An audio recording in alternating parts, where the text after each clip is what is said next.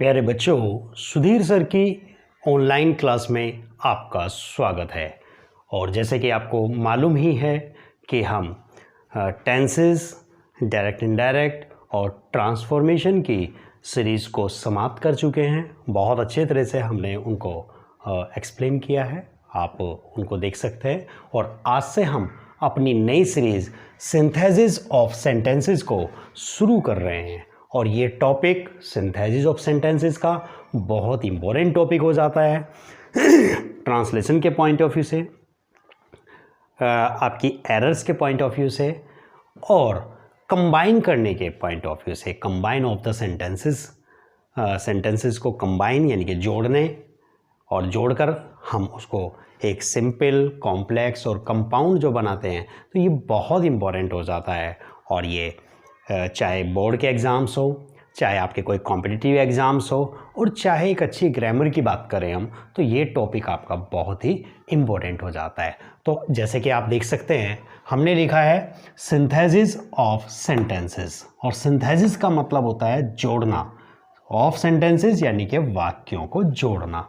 अब वाक्यों को जोड़ना, अब किन वाक्यों को जोड़ने की हम बात कर रहे हैं, तो इस टॉपिक में इस वीडियो में मैं आपको बताऊंगा कि हम किन किन को जोड़ने की बात करते हैं और किन टॉपिक्स का हम इस मतलब सीरीज़ में हम किन किन चीज़ का अध्ययन करेंगे। तो मैं इस वीडियो में आपको सिंथेसिस के बेसिक कंसेप्ट बताऊंगा, जिनके बिना आप आगे के वो मतलब अच्छी तरह से, अगर आप इस वीडियो को नहीं देखते हैं या इनका अध्ययन नहीं करते हैं जो मैं बताने जा रहा हूँ, तो कहीं ना कहीं कुछ ना कुछ अधूरापन रहता है। तो आप इस पूरे बेसिक जो मैं कंसेप्ट्स बताने जा रहा हूँ, आप इसका अध्ययन करेंगे। तो दोस्तों, इस सिंथेसिस ऑफ सेंटेंसेस में हम 3 प्रकार के वाक्यों का अध्ययन करते हैं, और मैं इनका आपको लिख कर बता देता हूँ। सिंपल सेंटेंसेस, दूसरा कॉम्प्लेक्स सेंटेंसेस,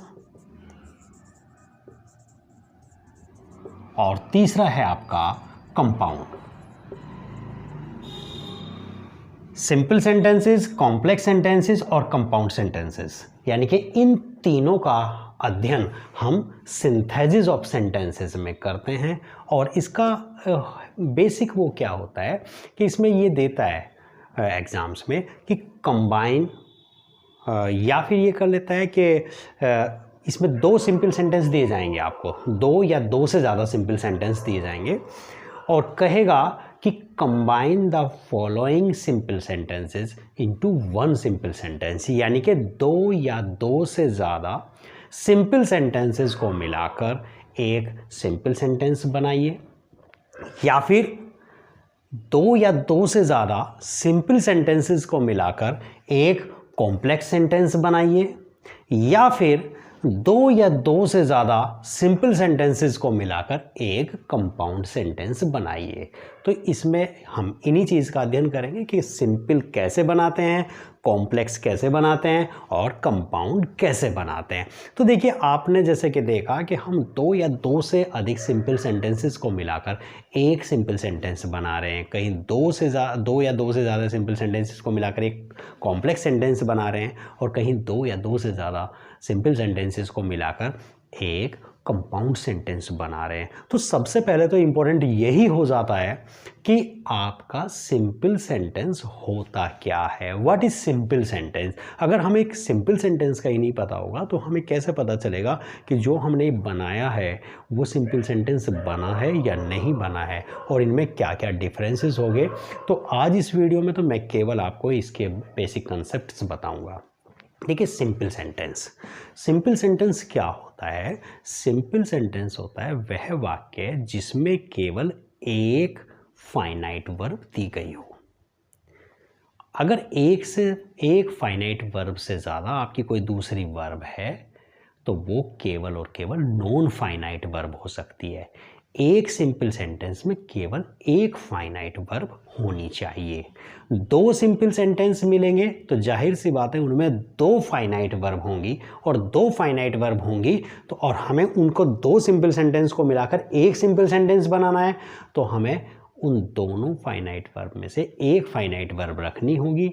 एक फाइनाइट वर्ब को या तो हम नॉन फाइनाइट में बदलेंगे, और यदि वाक्य के मीनिंग पर, जो हम सिंपल सेंटेंस बना रहे हैं, अगर उसके मीनिंग पर कोई फ़र्क नहीं पड़ रहा होगा तो एक को हम रिमूव भी कर सकते हैं। अब देखिए सब कुछ हमारा सिंपल सेंटेंस पर आधारित हो गया है, बेस हो गया है, और फिर फाइनाइट और नॉन फाइनाइट वर्ब पर आधारित हो गया है, बेस्ड हो गया। तो सबसे पहले हम क्या सीखेंगे कि what is finite verb, what is non finite verb. तो प्यारे बच्चों, वह वर्ब, देखिए वह वर्ब जो अपने सब्जेक्ट और टेंस के अकॉर्डिंग बदल जाती है, that is finite verb. A verb that changes according to its subject and tense, जो अपने सब्जेक्ट और टेंस के अकॉर्डिंग वर्ब बदल जाती है वह फाइनाइट वर्ब कहलाती है। और जो अपने सब्जेक्ट व टेंस के अनुसार जिस वर्ब पे कोई फ़र्क नहीं पड़ता, जो चेंज नहीं होती है, वो आपकी नॉन फाइनाइट वर्ब कहलाती है। तो मैं आपको कुछ एग्जांपल्स देकर बताऊंगा कि इनमें कौन सी फाइनाइट वर्ब है और कौन सी नॉन फाइनाइट वर्ब है। जैसे कि मैं एक वाक्य लिख रहा हूँ, he goes to school to learn English. देखिए एक मैंने वाक्य लिखा, ही गोज़ टू स्कूल, वो स्कूल जाता है, टू लर्न इंग्लिश, इंग्लिश सीखने के लिए। और देखिए दूसरा वाक्य उसने बनाया, he is going to school to learn English. और एक वाक्य और लिख जाता है वो, he went to school to learn English. और एक और लिख लेते हैं, I go to school to learn English. अब आप देख सकते हैं एक वर्ब आपकी सब्जेक्ट और टेंस के अकॉर्डिंग बदल रही है, जैसे कि गोज़, इज गोइंग, वेंट और गो। आप देख सकते हैं यहाँ पे गो आया, यहाँ पे गोज़ आया, यानी कि आई और ही के अकॉर्डिंग वर्ब बदली। टेंस के अकॉर्डिंग वर्ब बदली, प्रेजेंट कॉन्टिन्यूअस में इज गोइंग का प्रयोग हुआ, और पास्ट इंडेफिनिट में सेकंड फॉर्म का वर्ब यूज हुआ है। तो ये वर्ब आपकी बदल रही है। जो वर्ब सब्जेक्ट और टेंस के अकॉर्डिंग बदल जाती है दैट इज फाइनाइट वर्ब। अब आप इधर देख सकते हैं, मैंने एक वर्ब लिखी है टू लर्न, टू लर्न, और यहां पर भी टू लर्न, और यहां भी टू लर्न, यानी कि टू प्लस वर्ब की first form. Two plus verb की फर्स्ट फॉर्म को हम कह लेंगे इन्फिनेटिव। क्या है? इन्फिनेटिव। ये हमारी नॉन फाइनाइट वर्ब है, यानी कि हमारे नॉन फाइनाइट्स तीन प्रकार के होते हैं, इन्फिनेटिव, पार्टिसिपल और जीरंड। कितने नॉन फाइनाइट्स होते हैं? इन्फिनेटिव, पार्टिसिपल और जीरंड। तो एक सिंपल सेंटेंस में हमारी एक फाइनाइट वर्ब आनी चाहिए, जैसे कि यहां पर आई, और अगर एक से ज़्यादा कोई दूसरी वर्ब आ सकती है तो वो केवल और केवल कौन सी वर्ब हो सकती है? नॉन फाइनाइट वर्ब हो सकती है। जैसे कि यहां पर ये नॉन फाइनाइट वर्ब आई है, तो ये आप समझ गए होंगे कि जब हम सिंपल सेंटेंस का अध्ययन करेंगे तो सिंपल सेंटेंस में हमारे, अगर आपको दो सिंपल सेंटेंस दिए गए हैं और आपसे कहते हैं कि एक सिंपल सेंटेंस बनाइए, तो आप उनमें दो फाइनाइट वर्ब होंगी और आप उनमें से एक फाइनाइट वर्ब का यूज़ करेंगे, और जो दूसरी फाइनाइट वर्ब होगी उसको आप नॉन फाइनाइट में चेंज कर सकते हैं। और अगर तीन सिंपल सेंटेंस दिए हैं आपको और कहेंगे कि एक सिंपल सेंटेंस बनाएंगे, तो एक सिंपल सेंटेंस का मतलब एक फाइनाइट वर्ब, और तीन सिंपल सेंटेंस दिए तो उनमें कितनी फाइनाइट वर्ब होंगी? तीन फाइनाइट वर्ब होंगी। तो आपको तीनों को मिलाकर एक सिंपल सेंटेंस बनाना है तो आपको एक फाइनाइट वर्ब की आवश्यकता होगी। दो फाइनाइट वर्ब को या तो आप नॉन फाइनाइट में बदल देंगे, और या फिर उनको अगर वाक्य के अर्थ पर, मीनिंग पर कोई फर्क नहीं पड़े तो आप उन्हें रिमूव भी कर सकते हैं, वाक्य से हटा भी सकते हैं। अगर चार सिंपल सेंटेंस दिए हैं तो जाहिर सी बात है उनमें चार फाइनाइट वर्ब होंगी, और आपको एक फाइनाइट वर्ब चाहिए अपना वाक्य बनाने, सिंपल सेंटेंस बनाने के लिए। तो आप एक फाइनाइट वर्ब रखेंगे और 3 को या तो आप नॉन फाइनाइट में बदल सकते हैं, कुछ को नॉन फाइनाइट में चेंज कर सकते हैं और कुछ को आप रिमूव कर सकते हैं, यानी कि आपको तो केवल फाइनाइट वर्ब एक चाहिए और एक से ज़्यादा अगर कोई वर्ब आप उसमें यूज़ करेंगे तो वो केवल नॉन फाइनाइट के रूप में आनी चाहिए। तो आई थिंक ये बात आप सिंपल सेंटेंस के कंटेस्ट में समझ गए होंगे।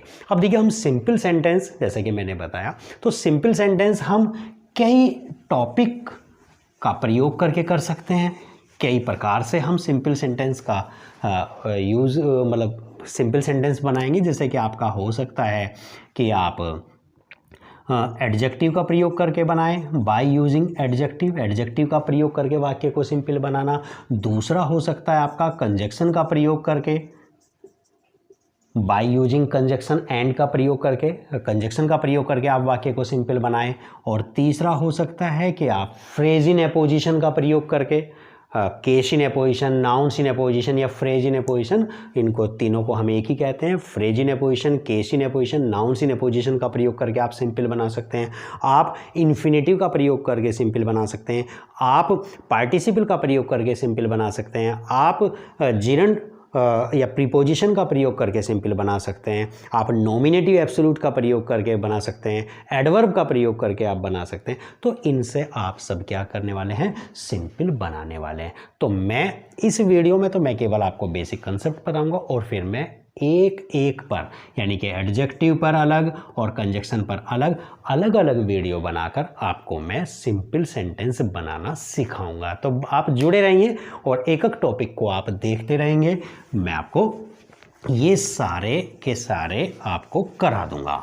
और बात आती है कॉम्प्लेक्स सेंटेंस। तो जैसे आप कॉम्प्लेक्स सेंटेंस देखेंगे तो इसमें आपका क्या होगा, एक सिंपल सेंटेंस होता है, मतलब एक फाइनाइट, एक आपकी प्रिंसिपल क्लोज जिसको हम बात कर रहे हैं, जो सिंपल सेंटेंस में कह रहा हूँ, एक आपकी प्रिंसिपल क्लोज होती है, प्रिंसिपल क्लोज, और दूसरी जो इसमें कॉम्प्लेक्स सेंटेंस में होती है सब ऑर्डिनेट क्लोज होती है।